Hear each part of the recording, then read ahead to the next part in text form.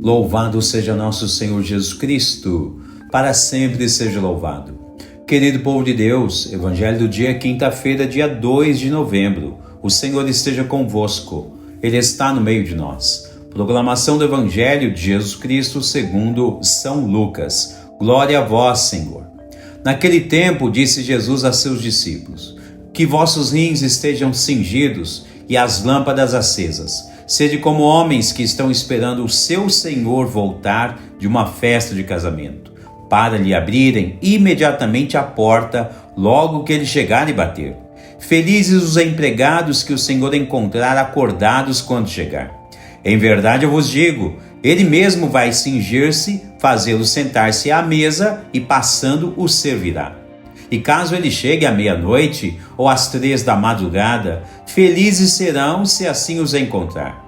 Mas ficais certos, se o dono da casa soubesse a hora em que o ladrão iria chegar, não deixaria que arrombasse a sua casa. Vós também ficai preparados, porque o Filho do Homem vai chegar na hora em que menos o esperardes. Palavra da salvação, glória a vós, Senhor. Querido povo de Deus, a igreja hoje celebra o dia de todos os fiéis defuntos. E o que significa celebrar uma data como esta, de pessoas que já partiram desta vida? O que será que encontraremos após a nossa morte terrena? O que será que existe após a morte? Como tudo isso acontecerá? A fé cristã, a partir de Jesus Cristo, crê na ressurreição após a morte. Outros já não acreditam e outros ainda se dizem ateus. Outros preferem não manifestar opiniões ou ainda dizem não acreditar em nada. Você e sua família, vocês acreditam na ressurreição de Cristo e na vida eterna? Então vamos aprender um pouquinho nesses próximos minutos. Veja que, em parte, a liturgia de hoje é voltada para aquilo que chamamos de novíssimos, ou seja, o estudo sobre o céu, o purgatório e o inferno. Certamente que são 3 assuntos sobre teologia que são chamados dogmas de fé ou verdades de fé. E o que é um dogma de fé? É uma verdade revelada ao magistério da igreja, que por sua vez apresenta a todos os fiéis como verdade irrevogável. E quando a igreja proclama um dogma de fé, entre tantos detalhes para resumir, ela quer colocar um ponto final em discussões que são irrelevantes e que não vão levar a mais lugar nenhum. E para participarmos de um desses 3 dogmas, céu, purgatório ou inferno, é necessário simplesmente morrer. Pronto.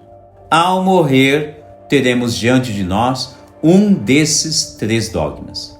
A igreja ensina que o fiel que morre em estado de graça é merecedor do céu. O fiel que morre com pecados não confessados, unidos a Cristo, este é merecedor do purgatório com vistas ao céu. E a pessoa que morre negando a Jesus Cristo e suas verdades de fé é merecedora do inferno. No caso do céu e purgatório, a fé é indispensável ao cristão. Aqui um pequenino resumo dessa introdução aos novíssimos.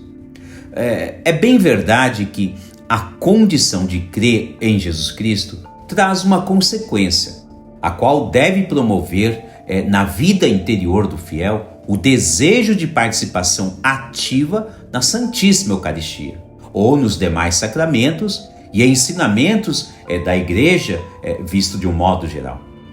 Não basta somente dizer, eu creio em Jesus. Tem que haver prática daquilo o que se acredita. Veja que na primeira leitura, Jó demonstra uma fé inabalável e diz que todos deveriam entender o quanto é verdade que o seu Senhor o ressuscitará. A segunda leitura de hoje ensina-nos que Jesus foi o primeiro a morrer e ressuscitar. Portanto, Jesus é a primícia, melhor dizendo, é o primogênito de todas as criaturas. Veja então que a consequência da morte e ressurreição de Jesus trouxe nova vida a todos os seus discípulos. Veja que o apóstolo, na segunda leitura de hoje, nos relata que por Adão entrou o pecado e a morte no mundo, enquanto que por Jesus entrou o perdão, a remissão de nossos pecados e a vida eterna. Com efeito, a morte é consequência do pecado, que afirma um acontecimento terrível no início da história do homem. A revelação divina dá-nos a certeza de fé de que toda a história humana está marcada pelo pecado original cometido livremente por nossos primeiros pais. Veja que, em outra ocasião, São Paulo escreve aos Romanos e nos narra o seguinte pensamento: porque o salário do pecado é a morte, mas o dom gratuito de Deus é a vida eterna por Jesus Cristo nosso Senhor. Uma citação de Romanos 6:23. No ofício das leituras que nós, clero, nós do clero, rezamos neste dia, nós lemos a seguinte mensagem de Santo Ambrósio: morramos com Cristo para vivermos com Ele, significando que Deus converteu a morte como remédio. Então veja que dentro deste olhar, notamos que Deus é o único que tudo pode transformar. Mudou a morte em vida, mudou o pecado em perdão, mudou a negação de Eva no sim de Maria. Ainda mudou aquela árvore do jardim do Éden que trouxe ruína ao ser humano, mudou no madeiro da cruz, que nos libertou da escravidão do pecado e ainda nos deu a vida eterna. Por este olhar, imaginem o que Deus não pode transformar ou mudar na vida do ser humano que nele acreditar. Santo Ambrósio assinala que temos o remédio, então usemos o remédio. Nosso remédio é a graça de Cristo.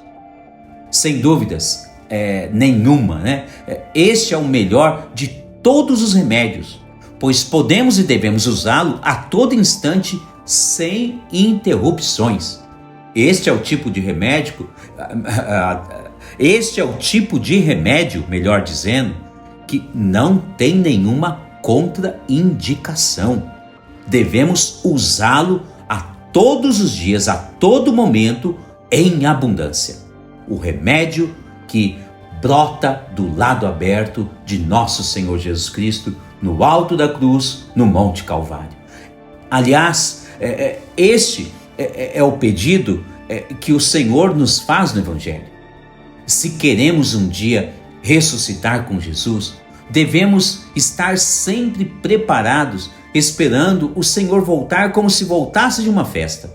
Veja então que neste contexto, São Cirilo contribui ao dizer que nosso Senhor, ao vir das núpcias, vem como de uma festa solene em que está a divindade, pois nada pode levar tristeza à natureza incorruptível.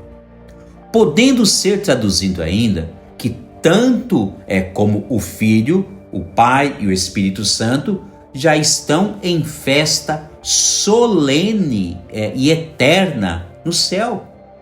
Portanto, devemos aprender a utilizar este remédio que emana do lado aberto de Cristo constantemente, sem parar.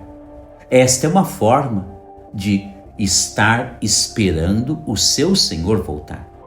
Na prática, veja que o Pai, o Filho e o Espírito Santo apenas estão esperando o momento marcado pelo Pai para voltar e levar os seus com Ele. Por isso nos pede que sejamos todos como aqueles que estão esperando o seu Senhor voltar. Querido povo de Deus, aqui, neste ponto, descortina-se a segunda volta de nosso Senhor, ou o que nós chamamos classicamente de parousia. Portanto, queridos irmãos e queridas irmãs, se não queremos ir morar eternamente no inferno, Deus nos livre, devemos fazer por merecer o céu, horas.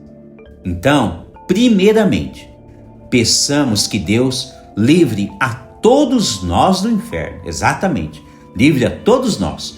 Pois, evangelicamente, como nos ensina nosso Senhor, devemos rezar por todos nós e também aqueles que se dizem ser nossos inimigos. Depois, nunca devemos nos esquecer que, mesmo em meio às diversas dificuldades ou desafios deste mundo, Deus é nosso Pai e por isso Ele nos oferece todos os meios necessários para conquistar o céu. Ora, não é isso que cantamos no Salmo de hoje? Quando cantamos a estrofe: o Senhor é o pastor que me conduz, não me falta coisa alguma. Celebrando hoje o dia dos fiéis defuntos, rezemos por todas as almas do purgatório. Deus abençoe você e toda a sua família.